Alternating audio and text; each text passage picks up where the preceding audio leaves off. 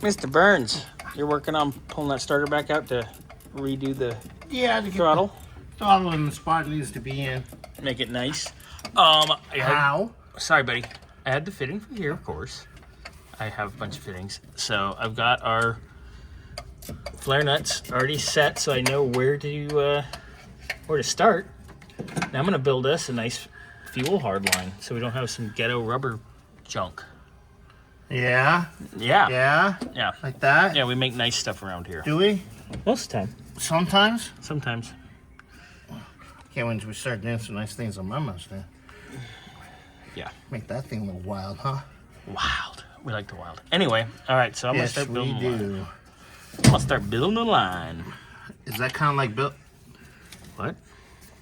Huh? Who? What'd you say? I think I'm gonna come up And over? and go 90, and then come up here and go 90, That's kind of... and then come up here and go 90, and go 90. That's a lot of 90s. Yeah, but I want it to look, it'll look better than ugly straight shot at an angle ghetto, you know.